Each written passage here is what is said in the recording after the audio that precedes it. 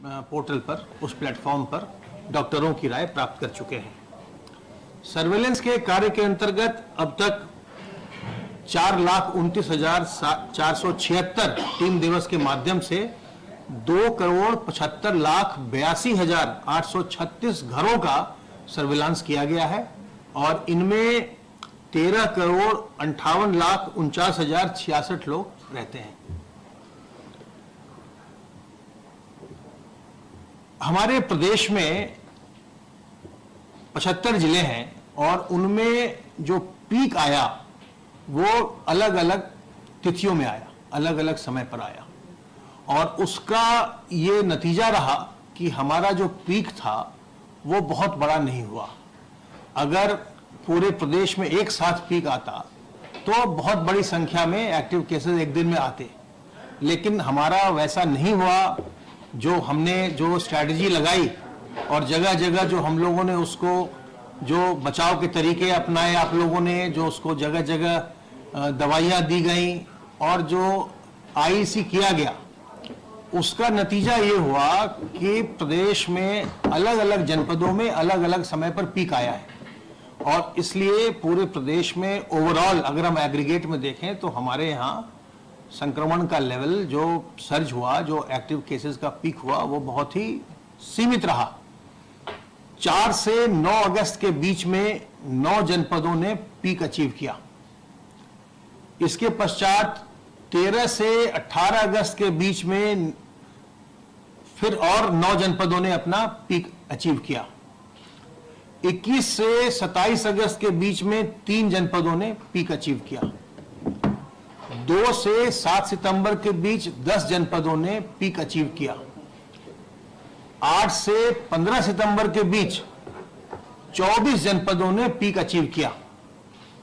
16 से 24 सितंबर के बीच 16 जनपदों ने पीक अचीव किया और 30 सितंबर से 7 अक्टूबर के बीच 4 जनपदों ने पीक अचीव किया। इस तरह से सभी 75 जिले अपना पीक अचीव कर चुके हैं और अब सब में हम गिरावट देख रहे हैं। तो ये एक बहुत ही, अगर हम एग्रीगेट में देखें तो एक अच्छा लक्षण है कि एक समय में पीक नहीं आया, अलग अलग समय में आया और सबके पीक आने के बाद अब सब में गिरावट आ रही है। तो उसका नतीजा हम ये देख रहे हैं कि पिछले 35 दिनों से पूरे प्रदेश के एक्टिव इन्फेक्शन केसेस लगातार गिर रहे हैं। एक जो महत्वपूर्ण बात मुझे होम आइसोलेशन के लोगों से कहनी है कि अगर आप में कोई कोमॉर्बिडिटी है, अगर आप बुजुर्ग हैं तो अपने घर पर ही रह करके स्वास्थ्य लाभ करने की जिद न करिए। अगर आप बुजुर्ग हैं, अगर आप में कोमॉर्बिडिटी है तो आपको अस्पताल में भर्ती हो जाना चाहिए और इसके लिए अब हम लोगों ने व्यवस्था ये कर दी है कि जो हमारे L2 और L3 लेवल के अस्पताल हैं जिनमें अब बहुत ज़्यादा बेड्स हैं और चूंकि केसेस कम हो गए हैं तो हम सभी मरीजों को हम L2 और L3 में ही लेके जा रहे हैं इस समय। अगर जब केसेस बढ़ेंगे तभी फिर से हम L1 का उपयोग करेंगे।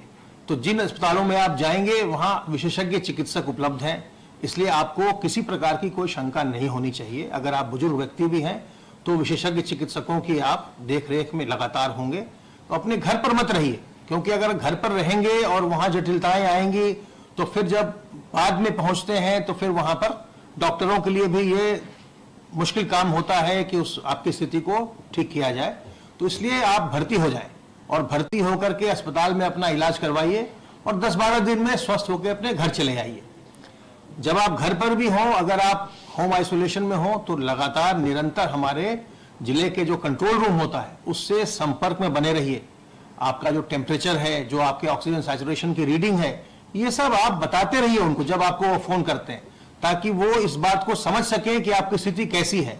अगर आप में जरा सा भी लक्षण आए तो संकोच मत करिए, तत्काल आप अस्पताल में भर्ती हो जाइए। अगर आप चाहें तो सरकारी अस्पताल आपके लिए उपलब्ध है, आप चाहें तो आप जो निजी अस्पताल अगर हैं आप उसमें भी भर्ती हो सकते हैं। लेकिन घर में बैठे रहना जब आपको लक्षण आ गए हो और अगर आप कोमॉर्बिड हैं तो ये उपयुक्त नहीं है, इससे आपकी तबीयत में जटिलताएं आ सकती हैं। तो जब भी इस तरह की चीज हो तो कोई संकोच मत करिए। आप देख रहे हैं कि अब तक प्रदेश में 4,27,000 से अधिक लोग संक्रमित होने के पश्चात ठीक हो चुके हैं। तो जब आप होम आइसोलेशन में होते हैं तो हमारी टीम आपको जाकर दवाइयां भी उपलब्ध कराती है, आपको सलाह भी देती है। और अगर आप स्वस्थ व्यक्ति भी हैं, किसी प्रकार के लक्षण आए तो जांच की व्यवस्था, इलाज की व्यवस्था बिल्कुल निःशुल्क है। तो हमें एक दूसरे को मदद करना है। अगर किसी में भी आप देखते हैं उसकी सांस फूल रही है, बार बार वो खांसी हो रही है या बुखार है, उसकी जांच करवाइए और जांच करवा के उसको अस्पताल में भर्ती करवाएं या होम आइसोलेशन जैसी स्थिति हो। तो अगर आप सावधान रहेंगे, सतर्क रहेंगे, सावधानियों का पालन करेंगे, अपने हाथ को साबुन पानी से धोते रहेंगे, मुंह और नाक को सार्वजनिक स्थलों पर मास्क, रुमाल, गमछे, दुपट्टे से ढककर रखेंगे और लोगों से 2 गज की दूरी बनाकर रखेंगे, तो आप संक्रमण से बचे रहेंगे, दूसरों को भी बचाएंगे। तो संक्रमण से बचिए, तनाव मुक्त रहिए, स्वस्थ रहिए और प्रसन्न रहिए।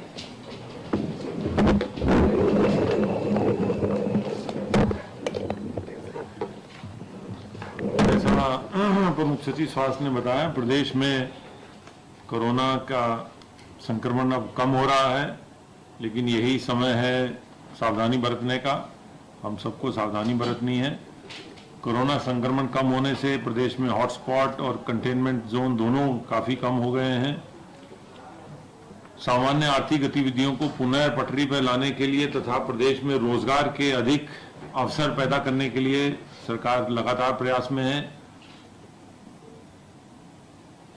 उद्योगों के माध्यम से अधिक रोजगार सृजन हो, इसके लिए भारत सरकार के आत्मनिर्भर पैकेज में बैंकों के साथ समन्वय करके अधिक से अधिक इकाइयों को ऋण उपलब्ध कराया जा रहा है। लगभग 4,35,000 पूर्व से चली आ रही इकाइयों को 10,744 करोड़ रुपए तथा 5,76,000 नई एमएसएमई इकाइयों को 15,484 करोड़ रुपए के ऋण वितरण किए गए हैं। इनसे लगभग 20 लाख से अधिक नए रोजगार कोरोना काल में प्रदेश में सृजित हुए हैं। प्रदेश सरकार किसानों से धान क्रय पर विशेष ध्यान दे रही है। माननीय मुख्यमंत्री जी इसकी समीक्षा कर रहे हैं और उन्होंने जिलाधिकारियों को इस तरह की इस कार्य के लिए जिम्मेदारी दी है कि किसानों को न्यूनतम समर्थन मूल्य जो है वो मिलता रहे और किसी प्रकार की कठिनाई ना हो। इसी क्रम में लगभग 1,78,000 मीट्रिक टन धान की खरीद सुनिश्चित की गई है, जो कि पिछले साल इसी समय 28,390 मीट्रिक टन की धान खरीद की गई थी। इस प्रकार लगभग 7 से 8 गुना धान पिछले साल से अधिक इसी अवधि के दौरान खरीदा गया है। किसानों को समस्याएं ना हो, माननीय मुख्यमंत्री ने निर्देश दिए हैं। जिलाधिकारी लोग धान क्रय केंद्रों का आकस्मिक निरीक्षण करा रहे हैं। जहां जहां कहीं गड़बड़ियां मिली हैं वहां कार्रवाइयां हुई हैं।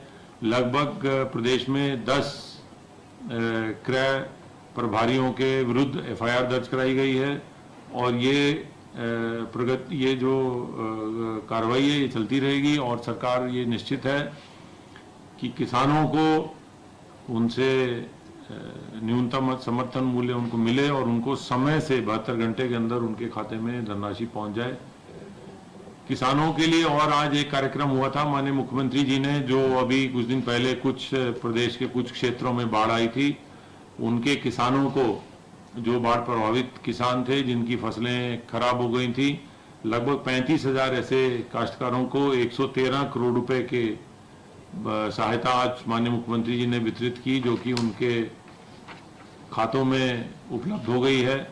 प्रदेश में मिशन शक्ति के अंतर्गत महिला सुरक्षा, सम्मान एवं स्वावलंबन का कार्यक्रम चल रहा है। कल प्रातःकाल माननीय मुख्यमंत्री जी इसी अभियान के क्रम में प्रदेश में लगभग 1,535 थानों में महिला डेस्क स्थापित की गई हैं, उसका उद्घाटन करेंगे तथा माध्यमिक शिक्षा विभाग द्वारा अपने 3,000 से अधिक शिक्षकों को नियुक्ति पत्रों का भी वितरण करेंगे। तो दोनों कार्यक्रम कल होंगे, जिससे कि महिला स्वावलंबन, महिला सम्मान सुरक्षा का कार्यक्रम आगे बढ़ाया जाता रहेगा। धन्यवाद।